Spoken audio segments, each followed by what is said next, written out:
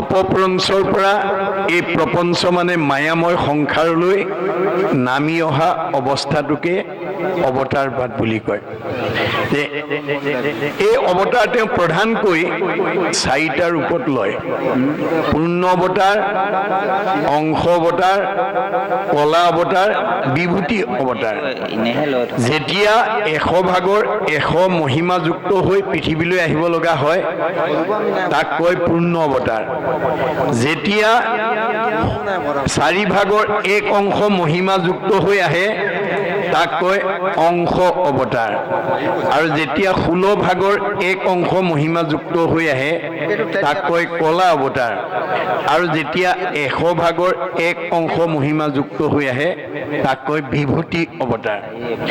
প্ৰধানকৈ এই চাৰিটা ৰূপত তেওঁ অৱতৰিত হয়। আৰু লক্ষ্য কি? গীতাত কৈছে যদা যদা হি ধৰ্মস্য গ্লানি ভৱতি ভাৰত অদ্ভুত স্থানম অধৰ্মস্য তদাত্মানম সৃজমহম পৰিত্ৰাণায় সাধুনাম বিনাশায় চ দুষ্কৃতম ধৰ্ম সংস্থাপনাৰ্থেই সম্ভৱামি যুগে যুগে। যে মই যুগে যুগে অৱতাৰ হৈ আছো, হৈ থাকিম। দুষ্টক দমন, শান্তক পালন, দুষ্কৃতি বিনাশ, সংস্কৃতি প্ৰতিষ্ঠা। এই কাৰ্যক দেৱকাৰ্য বুলি কয়। এই দেৱকাৰ্য সাধন কৰাৰ পিছত ভগৱন্ত আৰু এই ধৰাধামত নাথাকে। দ্বাপৰ যুগত পূৰ্ণ অৱতাৰ হৈ যেতিয়া তেওঁ এই দেৱকাৰ্য সাধন কৰি যদুগণক বিনাশ কৰি যেতিয়া বৈকুণ্ঠত যাবৰ কাৰণে উদ্যত হৈছে তেতিয়া উদ্ধৱে ইংগিততে বুজি পাইছে। কিয়নো তেওঁৰ লগত 5 বছৰ বয়সৰ পৰাই উদ্ধৱৰ নিবিড় সম্পৰ্ক। সেইকাৰণে তেওঁ ভগৱন্তক উদ্দেশ্যি কৈছে, হে প্ৰভু, তুমি মোৰ বৰদেউতাৰ ল'ৰা বসুদেৱৰ পুত্ৰ আৰু মই তোমাৰ খুৰাৰ পুত্ৰ দেৱভাগৰ পুত্ৰ মই উদ্ধৱ। তোমাৰ আৰু মোৰ মাজত ককাই ভাইৰ সম্পৰ্ক, কিন্তু ভক্তিৰ দিশত তুমি মোৰ আৰাধ্য দেৱ। এতিয়া মই ইংগিততে বুজি পাইছো যে তুমি এই পৃথিৱী এৰি নিজ ধামলৈ গতি কৰিব ওলাইছা, কিন্তু অকলে গ'লে নহ'ব। তোমাৰ অবিহনে এই জগত মোৰ কাৰণে অন্ধকাৰময়। মই এক ক্ষণো তোমাক এৰি থাকিব নোৱাৰো। তেতিয়া কৃষ্ণই হাঁহি মাৰি কৈছে, সখা তুমি ঠিকেই কৈছা, কিন্তু তোমাক যদি মোৰ লগত লৈ গুচি যাওঁ, মই যি লক্ষ্য আৰু উদ্দেশ্য লৈ এই পৃথিৱীলৈ আহিছিলো সকলো লক্ষ্য আৰু উদ্দেশ্য ভ্ৰষ্ট হৈ যাব। কিয়নো তুমি আমি দুয়ো গৈলে মিলিব অনৰ্থ, লুপ্ত হৈব জ্ঞান ইটো ভকতিৰ পথ। যে ভক্তিৰ পথটো লুপ্ত হৈ যাব। ফলত কি হ'ব? অধৰ্মে পীড়িব লোক যাইবে অধোগতি, ভকতিক ৰাখি তুমি থাকিও সম্প্ৰতি। তুমি এতিয়া ভক্তিৰ পথটো প্ৰৱৰ্তন কৰি থাকিব লাগিব। মোৰ এই মহাবাক্য নচাৰিবা তুমি, শ্ৰৱণ কীৰ্তন প্ৰৱৰ্তায়া থাকা তুমি। তুমি এতিয়া এই শ্ৰৱণ কীৰ্তন ভক্তি ধৰ্মটো প্ৰচাৰ কৰি থাকা। আজি আমাৰ এই খঙীয়া ঔগুৰি গাঁৱৰ ৰাইজে উদ্যোক্তাসকলে এইটো উদ্ধৱৰ কাৰ্যসূচী কৰিছে। ইমান আত্মাক মাতি আনি আজি 3 দিন ধৰি ভগৱন্তৰ কথা শুনি জন্ম জন্মান্তৰ কাৰণে অক্ষয় পুণ্য অৰ্জন কৰাৰ সুবিধা কৰি দিছে। তদুপৰি মাইক্ৰফোন ব্যৱহাৰ কৰি পইচা কিছু বেছি খৰচ হৈছে, কিন্তু পুণ্যৰ মাত্ৰাও বেছি হৈ গৈছে। আমাৰ ভাগৱতত কৈছে, একজনে যদি নাম ওচৰৈ শুনে মানে পাপ সবাৰো হৰৈ। আজি মাইক্ৰফোনৰ জৰিয়তে ভাগৱতৰ প্ৰতিধ্বনি যিমান দূৰলৈকে গৈছে, মানুহটো দূৰৰ কথা, মূৰ ভক্ত য'ত থাকে উদাৰ চৰিত্ৰ, কীট পতংগ কুশিতো কৰে পবিত্ৰ। এই অঞ্চলৰ মানে প্ৰাণী জগতৰো জীৱ জন্তুৰো উপকাৰ হৈছে আৰু জগতৰ প্ৰদূষণ বায়ু সংশোধন হৈছে। যিটো কৰ্ম আঁচনিয়ে জগতৰ কল্যাণ সাধন কৰে, তেতিয়াহ'লে কৰোতাসকলৰ কি হ'ব? পৰোপকাৰায় পুণ্যম। আজি এই গাঁওখনৰ সমস্ত গাঁওবাসীৰ পুণ্য হ'ব। গতিকে আমি অনাগত দিনত এনেকুৱা ধৰ্ম কৰ্ম কৰিলে বা কোনো ঈশ্বৰৰ গুণলীলা ধৰ্মালোচনী সভা আদি পাতিলে আমি নিজৰ গৃহত হওক, নামঘৰত হওক, সামাজিকভাৱে হওক, আমি মাইক্ৰফোন ব্যৱহাৰ কৰিব পাৰিলে ভাল হয়। কাৰণ আমাৰ ভগৱন্তৰ নাম যিমান আমি প্ৰচাৰ প্ৰসাৰ কৰিম সিমানেই আমাৰ গাঁওখনলৈ মংগল নামি আহিব, পুণ্য নামি আহিব। গতিকে উদ্ধৱক ক'লে তুমি এই কাৰ্যসূচী আৰু তোমাৰ জীৱনশৈলীৰ যিমানবিলাক প্ৰয়োজনীয় দিশ মই চব তোমাৰ কাৰণে দি থৈ আহিছোঁ। তোমাৰ কাৰণে পুণ্যভূমি প্ৰতিষ্ঠা কৰি থৈ আহিছোঁ, তোমাৰ কাৰণে সত্ৰ প্ৰতিষ্ঠা কৰি থৈ আহিছোঁ, তোমাৰ কাৰণে বৈকুণ্ঠ প্ৰতিষ্ঠা কৰি থৈ আহিছোঁ আৰু প্ৰয়াণৰ পিছত মই তোমাৰ মাজতে থাকিম। নিশ্চয় কৰি কহোঁ শুনা সাৱধানে, তুমি ভকত যি স্থানে থাকে সেই পুণ্য ভূমি। আজি এখন পুণ্যভূমি ভকতৰ অৱস্থান আৰু ভকতে য'ত ঈশ্বৰৰ গুণনাম শ্ৰৱণ কীৰ্তন কৰিব, শ্ৰৱণ কীৰ্তন মোৰ কৰে যত্ৰ যত্ৰ, দ্বিতীয় বৈকুণ্ঠ সেইটো তাকে বোলে সত্ৰ। এইখন দ্বিতীয় বৈকুণ্ঠ, এইখনেই হৈছে সত্ৰ। নাৰদক কৈছে নহং তিষ্ঠামি বৈকুণ্ঠে যোগীনাং হৃদয়ে ন চ মদ ভক্তা যত্ৰ গায়ন্তী তত্ৰ তিষ্ঠামি নাৰদ। হে নাৰদ, মোক বৈকুণ্ঠত বিচাৰি নাপাবা, মই যোগীৰ হৃদয়ত নাথাকোঁ, মোৰ ভকতে য'ত মোৰ গুণ নাম লয় মই তাতেই থাকোঁ। এইটো কেৱল হিন্দু দৰ্শনেই নহয়, বাইবেলতো কৈছে হুৱেৰ টু অৰ মোৰ এছেম্বল, যি ঠাইত দুজন বা তাতকৈ অধিক মানুহ গোট খায়, ইন মাই নেম মোৰ নাম লয়, আই এম দেয়াৰ, মই তাতেই থাকোঁ। আজি ভগৱান ইয়াত বিদ্যমান হৈ আছে আৰু উদ্ধৱক কৈছে প্ৰয়াণৰ পিছত মই তোমাৰ মাজত থাকিম। ক'ত থাকিম? তিৰুদ্ধায় প্ৰবিষ্টু অয়ম শ্ৰীমৎ ভাগৱত নৰ্বম তে নয় মাংময় মূৰ্তি প্ৰত্যক্ষ বৰ্ততে হৰৈ শ্ৰৱণাত সেৱনাত দৰ্শনাত পাঠাত পাপনাশিনী।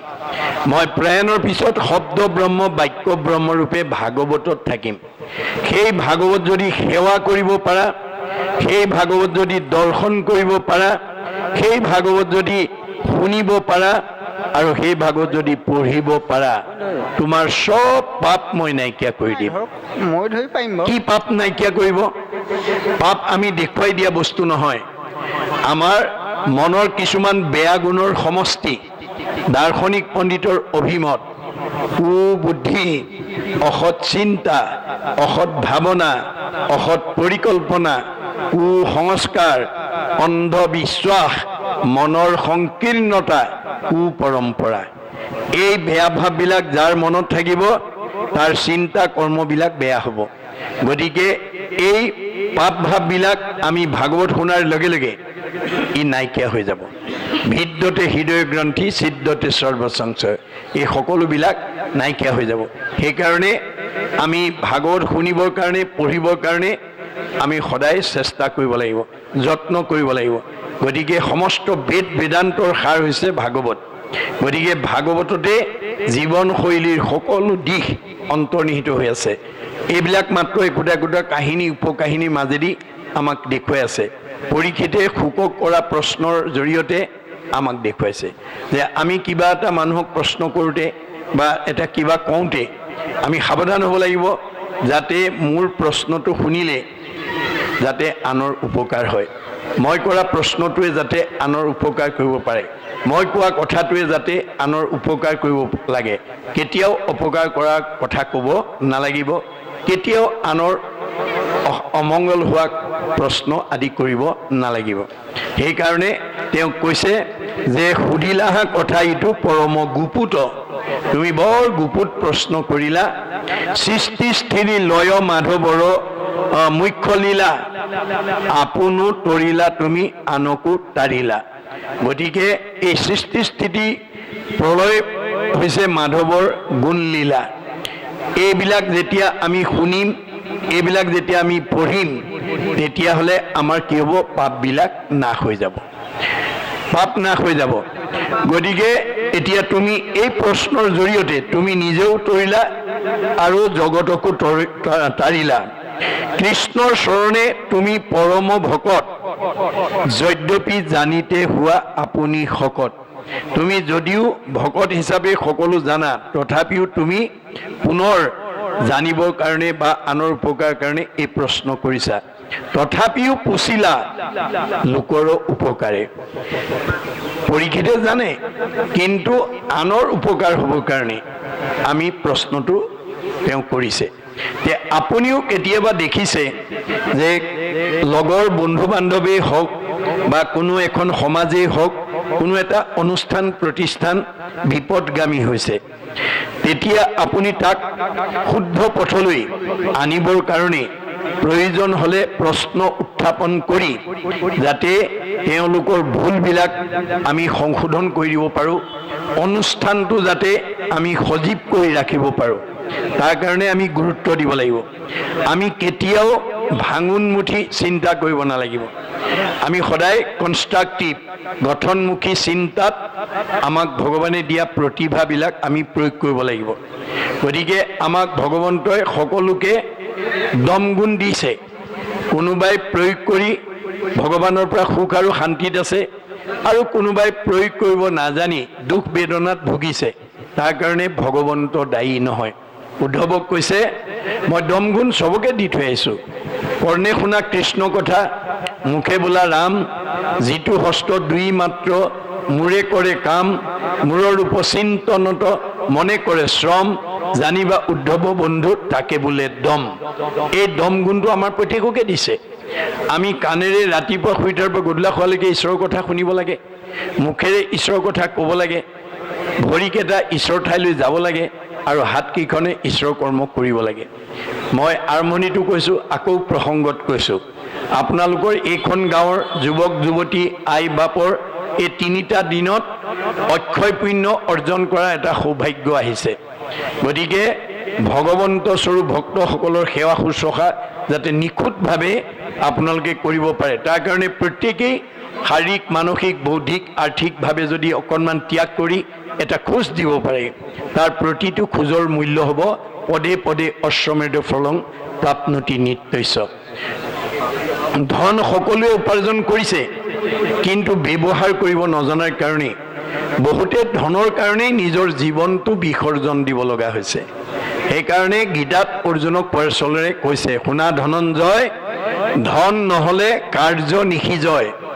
মই তোমাক ধনটো সৎকাম কৰিবৰ কাৰণে দিছোঁ আৰু জীৱনৰ নিৰাপত্তাৰ কাৰণে দিছোঁ। মই দিয়া ধন থাকি যদি তুমি উগ্ৰপন্থীৰ বলি হ'ব লগা হয়, চোৰ ডকাইতে যদি তোমাক ঘৰৰ ভিতৰতে মাৰি থৈ যাব লগা হয়, ধনৰ কাৰণে যদি তুমি বিপদগ্ৰস্ত হ'ব লগা হয়, তেতিয়াহ'লে ধন উপাৰ্জনৰ সাৰ্থকতা ক'ত? কেনেকৈ ধন উপাৰ্জন কৰিব লাগে, কেনেকৈ তাক ব্যয় কৰিব লাগে, মই ভাগৱতত লিখি থৈ আহিছোঁ। ন্যায় উপাৰ্জিত বিত্ত শুদ্ধ আতিশয়, সেই বিত্তে ভগৱন্তক পুজিবে লাগয়। আমি সৎভাৱে উপাৰ্জন কৰা ধনেৰে আমি ঈশ্বৰ কামত ব্যৱহাৰ কৰিব লাগে। অসৎ ধন আনি আপুনি ঈশ্বৰ সেৱাত লগালে ঈশ্বৰে গ্ৰহণ নকৰে, কাৰণ ভগৱন্তই মানে সঁচা মিছা শুদ্ধ অশুদ্ধ বাচিবৰ কাৰণে আমাৰ প্ৰত্যেকৰ লগতে 14জন সাক্ষী আৰু 2জন কেৰেণী নিয়োগ কৰি থৈছে। আমাৰ শাস্ত্ৰত উল্লেখ আছে, 14 ভুৱনে লোক আছে যত মানে, সবাহাৰে ন্যায় নীতি দেখে বিদ্যমানে। চিত্ৰগুপ্ত নামে দুয়ো লিখকৰ নিৰ্ভয়, সবাহাৰে পাপ পুণ্য তেৰেজ কৰয়। গুপুত পাপক গুপ্ত লিখকে লিখয়, দেখা মানে পাপচিত্ৰ লিখন্ত নিশ্চয়। 14জন সাক্ষীতাৰ থাকৈ লগত, ভান দিবে নোৱাৰে পাপ পুণ্য আছে যত। আপুনি ৰাতিপুৱা শুই উঠাৰ পৰা গধূলা হোৱালৈকে, জন্মৰ পৰা মৃত্যুলৈকে কিমান আনৰ উপকাৰ আৰু ভাল কাম কৰি পুণ্য অৰ্জন কৰিলে, আৰু কিমান আনক হিংসা অন্যায় কৰি পাপ অৰ্জন কৰিলে, চিত্ৰগুপ্ত নামৰ কেৰেণী দুজনে লিখি যাব। চিত্ৰই দেখা পাপটো লিখে, গুপ্তই নেদেখা পাপটো লিখে। মই ভাবিছোঁ আপোনালোক সকলোৱে মোলৈ চাই শুনি আছে, মই ঠিকেই ভাবিছোঁ। পিছে কোনোবাই হয়তো মোৰ মুখলৈ চাই আছে, কিন্তু মনে মনে ঘৰত এৰি থৈ অহা ল'ৰা ছোৱালীকেইটা বা ঘৰৰ কাম বা ব্যৱসায়ৰ কথা ভাবি আছে, বা অহাকালিলৈ কিবা কৰ্মৰ কথা চিন্তা কৰি আছে। তেতিয়া সেই ভাৱনাটো গুপুত কেৰেণীয়ে বুজি পাব। পাই লগে লগে আপোনাৰ আজিৰ অনুষ্ঠানত বহি থকা সময়ত যিমানটো পুণ্য পাব লাগে তাৰ পৰা কাটি দিব। আমাৰ ইয়ালৈ অহা মানে আমাৰ 100% পুণ্য হয়। উপজয় পুণ্য পাপ হুৱে দূৰ, মিলে মহামুখ্য সুখ প্ৰচুৰ। গতিকে আমি ঈশ্বৰৰ কথা শুনিলে পুণ্য হ'ব, পাপবিলাক দূৰ হ'ব আৰু আমি মনে ভবা সুখটো পাম। গতিকে আমি কোনে কিমান শ্ৰদ্ধাৰে শুনিছোঁ সেইটো চিত্ৰগুপ্তই চাই থাকে। অৰ্জুনক কৈছে জীৱনৰ যিটো দিনত যিটো মুহূৰ্তত সাধুৰ সংগত বহি মোৰ নিৰ্মল গুণৰ কথা শ্ৰদ্ধাৰে শুনিবা, সেইদিনা তুমি দুগুণ পাপৰ পৰা নিজক মুক্ত কৰিব পাৰিবা। আৰু যদি অশ্ৰদ্ধাই শুনা এগুণ পাপৰ পৰাহে মুক্ত হ'ব পাৰিবা। অপৰম মংগল নাম যিপুনু শ্ৰদ্ধাই শুনৈ, হৰৈ পাপ তাহাৰ দুগুণ, অনিচ্ছাত এক গুণ, শ্ৰদ্ধাত দুগুণ নাম, এই মতে বুজিবা অৰ্জুন। যে আমি যিমান শ্ৰদ্ধাৰে শুনিম আমি দুগুণ পাপ নাইকিয়া কৰিব পাৰিম। যদি অন্যমনস্ক হৈ শুনো তেতিয়াহ'লে এগুণ পাপৰ পৰাহে আমি মুক্ত হ'ব পাৰিম। বাস্তৱত যদি আপোনালোকে চাই, ইতিমধ্যে 10ম শ্ৰেণী মেট্ৰিক পৰীক্ষা হৈ গৈছে, হাই ছেকেণ্ডেৰী পৰীক্ষা হৈ গৈছে।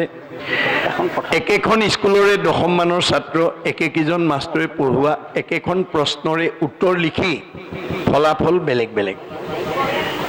স্কুল একেখনেই, শ্ৰেণী একেটাই, পঢ়োৱা মাষ্টৰ একেকেইজনেই, প্ৰশ্ন কাকত একেখনেই, কিন্তু ফলাফল বেলেগ বেলেগ। কিছুমান ছাত্ৰই সেইখন প্ৰশ্ন লিখি ষ্টেণ্ড মাৰ্ক পায়, কিছুমানে ডিষ্টিংশ্যন মাৰ্ক পায়, কিছুমানে ষ্টাৰ পায়, কিছুমানে লেটাৰ, কোনোবাই ফাৰ্ষ্ট ডিভিজন, কোনোবাই ছেকেণ্ড ডিভিজন, কোনোবাই থাৰ্ড ডিভিজন, কোনোবাই ফেইল কৰে। ৰহস্য ক'ত? এই ৰহস্য ভেদ কৰিবৰ কাৰণে আমাৰ ছাত্ৰ ছাত্ৰী সকলো ভাগৱত শুনিবলৈ আহিব লাগে। আমাৰ দাৰ্শনিক পণ্ডিতে কৈছে মোৰ ইউ ৰিড, মোৰ ইউ লাৰ্ণ। যি ছাত্ৰই বেছি পঢ়িব সি বেছি জ্ঞান আয়ত্ত কৰিব। মধ্যম পঢ়াজনে মধ্যম জ্ঞান আয়ত্ত কৰিব আৰু কম পঢ়াজনে কম জ্ঞান আয়ত্ত কৰিব। তেওঁ অধ্যয়নৰ ওপৰতে ফলাফলটো নিৰ্ভৰ কৰিব। সেইকাৰণে নীতিবচনত কৈছে ছাত্ৰানাং অধ্যয়নং তপ। আমাৰ ছাত্ৰ জীৱনত অধ্যয়নেই আমাৰ তপস্যা ৰূপে ল'ব লাগে। গতিকে আমাৰ ভাগৱতৰ মাজেদি আমাৰ জীৱনশৈলীৰ সকলো দিশবিলাকৰ কথা আমি কৈ আছে। গতিকে আমি সেই অনুপাতে আমি কাম কৰিব লাগিব। আৰু এই পাপ পুণ্যৰ টোপোলাটো আমি কোনদিনা লৈ যাম? যিদিনাখন আমাৰ কাল নামৰ সাপটোৱে শেষ খুঁটটো মাৰিব। আমাৰ কাল নামৰ সাপটো প্ৰত্যেকৰ পিঠিত চুপ লৈ আছে বুলি ভাগৱতে কৈছে। কাল সৰ্পে চুম্পিয়া আশ্ৰয় পৃষ্ঠ ভাগে, চেগচাই কোনোদিনা ধৰিবেকৰ ৰাগে, কোনোমতে নৰৱে নেৰাৱে টানৰ হাত, কৃষ্ণত ভকতি যেবে নকৰে সাক্ষাৎ। আজিৰ দৰে যদি আমি কৃষ্ণ কথা নুশুনো, নকওঁ, নাগাওঁ, তেতিয়া আমি কোনেও কাল নামৰ সাপটোৰ পৰা নিজক উদ্ধাৰ কৰিব নোৱাৰিম। গতিকে আমাৰ এই ভগৱন্তৰ কথা আমি শুনিব লাগিব। আৰু সেইদিনা আমি যিমান পকা ঘৰ বনালোঁ, গাড়ী মটৰ কিনিলোঁ, মাটি সম্পত্তি ল'লোঁ, চববিলাক ইয়াত এৰি থৈ যাব লাগিব। পুত্ৰ ভাৰ্যা ঐশ্বৰ্য থাকিব ঐতে পৰি, পাপ পুণ্য দুই যাব লগত সত্তৰি। কিন্তু পাপ আৰু পুণ্য আমাৰ লগত যাব। আমি যিমান ধন টকা পইচা সম্পত্তি ঘটিলোঁ চব এৰি থৈ যাম, কিন্তু পাপ পুণ্য দুটা লৈ যাব লাগিব। মনত ৰাখিব দেই, অসীম কৰ্মবিন্ধৰ ভিতৰত পাপ পুণ্য হ'ল আটাইতকৈ মুখ্যতম কৰ্মবন্ধ। এই দুটা আমাৰ যাওঁতেও লৈ যাওঁ আৰু আহোঁতেও লৈ আহোঁ। যাওঁতে তলফালে লাগি যায়, আহোঁতে ওপৰ ফালে লাগি আহে। সেইকাৰণে ভাগৱতত কৈছে পুত্ৰ ভাৰ্যা ঐশ্বৰ্য থাকিব ঐতে, পাপ পুণ্য দুই যাব লগত সত্তৰি। পাপ পুণ্য দুটা পিছত গৈ থাকিব। আৰু আপোনাৰ গোটেই জন্মৰ পৰা মৃত্যুলৈকে যিবোৰ কাম কৰিলোঁ তাৰ প্ৰতিবেদনৰ ফাইলটো চিত্ৰগুপ্ত কেৰেণীয়ে নি যমৰজাৰ টেবুলত জমা দিব। আৰু তাৰ লগত কোন যাব? আমাৰ এই 24 তত্ত্বৰ দৃশ্যমান দেহটো ইয়াতে পৰি থাকিব, মাটিত পৰি থাকিব। কাষ্ঠ যেন থাকিব মাটিটো পৰিয়া। আমাৰ নামধাৰী দেহটো কাঠপৰা দি পৰি থাকিব। ইয়াৰ পৰা এটা নতুন দেহ ওলাই যাব, তাক সূক্ষ্ম দেহ বা লিংগ দেহ বুলি কৈছে ভাগৱতে। ইংৰাজীত কৈছে ডিজায়াৰ বডি, বাসনা কঢ়িয়াই নিয়া দেহ। এইটো আনচিন, ইয়াক চকুৰে দেখা নাপায়। এতিয়া একাদশ ইন্দ্ৰিয় আৰু 5টা বিষয় লিংগ দেহ বুলি তাকো জানিবা নিশ্চয়। এই 16টা তত্ত্বৰ দেহটোকে লিংগ দেহ বা সূক্ষ্ম দেহ বুলি কৈছে। গতিকে এই দেহৰ লগত আমাৰ গোটেই জন্মৰ পৰা মৃত্যুলৈকে কৰা কৰ্মৰ খতিয়ানৰ প্ৰতিবেদনৰ ফাইলটো নি যমৰজাৰ টেবুলত জমা দিব। যমৰজাই খুলি জমা খৰচ উলিয়াব। জমা মানে পুণ্য, খৰচ মানে পাপ। যদি পুণ্যৰ টোপোলা বেছি হয় আপগ্ৰেড, ওপৰলৈ যাব। আজি আপুনি য'ত আছে তাতকৈ বহুত ওপৰত জন্ম ল'ব লাগিব আৰু সুখ ভোগৰ কাৰণে আহিব লাগিব। আৰু যদি আপোনাৰ পাপৰ টোপোলাটো বেছি হয় তেতিয়াহ'লে ডিগ্ৰেড, তললৈ যাব লাগিব, অধোগতি। এতিয়া য'ত আছে তাতকৈ নিজ যোনিত জন্মগ্ৰহণ কৰি, নিজ ঠাইত জন্মগ্ৰহণ কৰি শাস্তি ভুগিবৰ কাৰণে আহিব লাগিব। গতিকে পুণ্য লৈ গ'লেও আহিব লাগিব, পাপ লৈ গ'লেও আহিব লাগিব। পুণ্য লৈ গ'লে সুখ ভোগৰ কাৰণে আহিব লাগিব, আৰু পাপ লৈ গ'লে দুখ ভুগিবৰ কাৰণে আহিব লাগে। এই হৈছে জন্ম চক্ৰ। চক্ৰবৎ পৰিৱৰ্তন্তে দুখানিছ সুখানিছ। তেতিয়া উদ্ধৱে ক'লে, এতিয়া আমি যদি পুণ্য লৈ গ'লেও আহিব লাগে, পাপ লৈ গ'লেও যদি আহিব লাগে, তোমাৰ ওচৰলৈ আমি কেনেকৈ যাম? তেতিয়া উদ্ধৱক ভগৱানে কৈছে, মাধৱে বুলন্ত সখী শুনা সবে ভেদ, মূৰ ভকতিষে কৰে কৰ্ম বন্ধ ছেদ। আজিৰ দৰে যদি আমি জীৱন্ত অৱস্থাত যদি প্ৰথম স্কন্ধৰ পৰা দ্বাদশ স্কন্ধ ভাগৱত শুনা বা পঢ়াৰ যদি সৌভাগ্য ল'ব পাৰোঁ, আমাৰ জীৱনটোৰ পাপ পুণ্য প্লাছ মাইনাছ 0 হৈ যাব। মনত ৰাখিব কথাটো। ভকতিয়ে নাইকিয়া কৰি দিব, আৰু তেতিয়া আমাৰ জীৱটো 3টা লেয়াৰ ভেদ কৰি বৈকুণ্ঠলৈ গুচি যাব। এয়া হৈছে ভাগৱতৰ নিয়ম, ভাগৱতৰ কোৱা আদৰ্শ। আমি এইখিনি নিজেও শিকিব লাগিব আৰু উঠি অহা প্ৰজন্মক শিকাব লাগিব। গতিকে আমাৰ জীৱৰ কৰ্মৰ ওপৰতেই সুখ দুখটো নিৰ্ভৰ কৰে।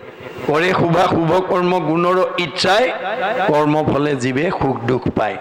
গতিকে আমি কেতিয়াও যাতে বেয়া কাম কৰি আনক দুখ কষ্ট দি মই যাতে সুখী হ'ব লগা বিচাৰিব নালাগে, তাৰ প্ৰতি গুৰুত্ব দিব লাগিব। আপুনি কাৰোবাক দুখ কষ্ট দিব পাৰিব, সেইটো ক্ষমতাও আছে, সমৰ্থও আছে। কিন্তু আপোনাৰ কি হ'ব? পাপায় পৰপীড়নম। আনক দুখ দিয়াৰ লগে লগে আমাৰ পাপ হ'ব, আৰু পাপ হোৱাৰ লগে লগে আমাৰ জীৱনলৈ দুখ দুৰ্গতি নামি আহিব আৰু আয়ুস কাটি দিব। আনক হিংসা কৰা মানুহ কেতিয়াও 100 বছৰ জীয়াই থাকিব নোৱাৰে। এয়া আমাৰ ভাগৱতৰ মত। এইখিনি আমি জানিব লাগিব। সেইকাৰণে কৈছে যে নিৰ্পতিক প্ৰশংসিয়া থিৰ কৰি মন, হৃদয়ত চিন্তিলন্ত কৃষ্ণৰ চৰণ। তেওঁ সেই পৰীক্ষিতৰ কথা শুনি তেওঁ হৃদয়তে চিন্তা কৰি পৰীক্ষিতক প্ৰশংসা কৰি কৈছে, জয় কৃষ্ণ মুখে উচ্চাৰিলা, পুৰাতন কথা কহিবাৰ আৰম্ভিলা। এতিয়া পুৰণি কথা ক'বৰ কাৰণে তেওঁ আৰম্ভ কৰিছে। কহিবো নিৰ্পতি সৃষ্টি লীলা কথা পাছে, শুনা যেন মতে বহুমতি ৰহি আছে। যে সৃষ্টিৰ যি লীলা, এই কথা তোমাক মই ক'ম, তুমি শুনিবা। কেনেকৈ পৃথিৱীখন ৰৈ আছে, ওপৰলৈ বা তললৈ বহি যোৱা নাই কিয়, এই বিষয়ে মই তোমাক ক'ম, শুনা। পৃথিৱীৰ অধসাটো পাতালৰ তলে, ব্ৰহ্মাণ্ডকো বেৰিয়া কেৱলে আছে জলে। যে আমাৰ পৃথিৱীৰ তলত 7 পাতাল আছে, ইয়াক পানীৰে ভৰি আছে। গুল্মৰূপে ধৰি আছা জলৰ ওপৰে, 50 কোটি পোহৰৰ বহল কলেবৰে। যে 50 কোটি পোহৰৰ বহল মানে পৰিৱেশৰ মাজত পৃথিৱীখন কাছৰূপে তেওঁ ধৰি আছে। কুৰ্মৰ ওপৰে সৰ্পৰূপে ভগৱন্ত, হাজাৰেকো ফণা সমে আচন্ত অনন্ত। আৰু সেই কাছৰ ওপৰত তেওঁ 1000 ফণাৰে সৈতে অনন্ত ৰূপে বহি আছে। সূৰ্য সম জলৈ মহা ফণিমণি যত, শৃংগে সমনীতে যেন ধবল পৰ্বত। গতিকে তেওঁৰ সেই মূৰত যিবিলাক মানে ফণি আছে, মণি ৰূপে শৃংগ ৰূপে যিবিলাক জিলিকি আছে, সেই ধবল মানে বগা পৰ্বতৰ দৰে জিলিকি আছে। টানে 8 ফণা 8 দিশে গৈল বৈ, তাৰ 8টা ফণা 8 ফালে 8 দিশত আছে। 8 দিগ গজ ওপৰে তাৰ ৰৈ, আৰু 8টা হাতী তাৰ ওপৰত আছে। দ্বাদশ হাজাৰ পোহৰৰ পথলৈ, দ্বাদশ হাজাৰ পোহৰ পথ তেওঁ আগুৰি আছে। দেৱাসুৰ নাগগণে পূজন্ত সদায়, দেৱতা আৰু নাগবিলাকে সেই তেওঁক সদায় পূজা কৰি আছে। বলৰ দৰ্পত আতি মহালীলা হৰি, 8 পৰ্বত পিঠিত আচৰি ধৰি। গতিকে বলৰ দৰ্পত মহালীলা কৰি ভগৱন্তই এই কুৰ্ম ৰূপত পৃথিৱীখন ধৰি আছে। পৰ্বতৰ ওপৰত শশাগৰা মহি, যেন চাংগ ধান আলাগতে আছে ৰহি।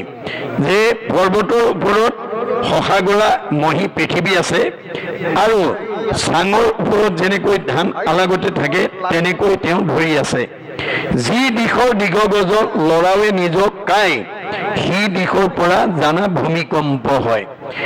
এই 8টা দিশত যি হাতীয়ে গজৰ যি ধৰি আছে, তেওঁলোকে যদি নিজৰ অংগ কেতিয়াবা লৰাই দিয়ে তেতিয়া গোটেই পৃথিৱীখন কঁপি উঠে বা ভূমিকম্প হয়।